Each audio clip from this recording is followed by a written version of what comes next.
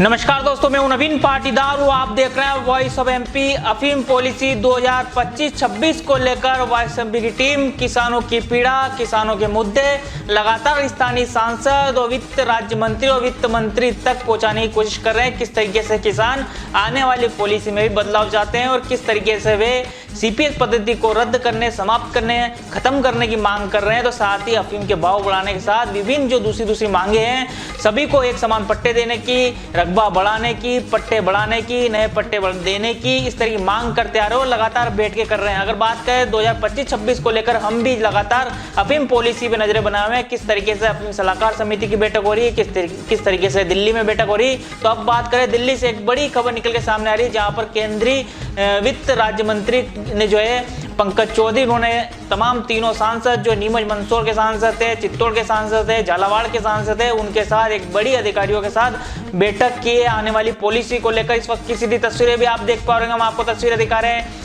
तस्वीरें निकल के सामने आई दिल्ली से, जहां पर दिल्ली में पॉलिसी को लेकर सांसदों की बड़ी बैठक केंद्रीय वित्त राज्य मंत्री पंकज चौधरी के साथ हुई है, अधिकारियों के साथ हुई है। अफीम की गुणवत्ता, मात्रा को बढ़ाने को लेकर चर्चा की गई है। साथ ही और भी कई जो अफीम पॉलिसी में बदलाव किए जाए, किस तरीके से अफीम पॉलिसी हो, सांसदों ने अपनी बात रखी है, अधिकारियों ने अपनी बात रखी है। केंद्रीय वित्त राज्य मंत्री ने इन सांसद अधिकारियों की बात सुनी है। आने वाली पॉलिसी में किस तरह के बदलाव है, इन मुद्दों पर चर्चा की गई है। यानी कि अफीम पॉलिसी को लेकर अब जिस तरीके से अटकलें और सरगर्मियां तेज होती दिख रही है, कभी भी पॉलिसी जारी हो सकती है और माना जा रहा है कि इस बार जो है पॉलिसी जल्द जारी होगी। ये भी बात जो है सांसदों ने रखी, जल्दी किसानों को पट्टे जारी किए जाए, इस तरह की बात सांसदों ने रखी है। तो साथ ही अगर बात करें तो इस वक्त की सबसे बड़ी जानकारी थी, बड़ी तस्वीर थी कि दिल्ली में एक बड़ी बैठक अफीम पॉलिसी को लेकर हुई है।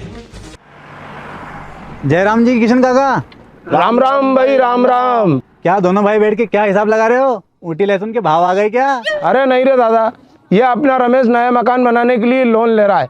हिसाब किया तो पता चला कि लोन का पैसा तो ईंट और रेती में ही पूरा हो जाएगा। और अभी तो सीमेंट लानी है, सलिया लाना है और तो ठेकेदार को भी पैसे देने हैं। मेरे तो कुछ समझ में ही नहीं आ रहा कि कैसे बनेगा मेरा नया मकान।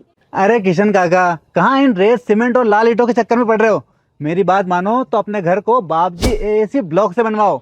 इसमें ना सीमेंट और रेत की जरूरत होती है, ना ही तराई करने की झंझट। और लाल ईंटों के मुकाबले आपका मकान काफी तेजी से बनकर तैयार हो जाएगा। इससे आपके पैसे तो बचेंगे ही, साथ ही मजबूती ऐसी कि सालों साल देखने की जरूरत नहीं।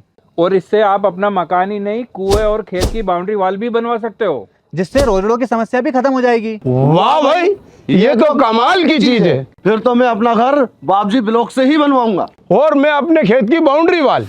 ज्यादा जानकारी के लिए स्क्रीन पर दिए गए नंबर पर अभी कॉल करें। बाबजी एएसी ब्लॉक्स, स्टील से मजबूती।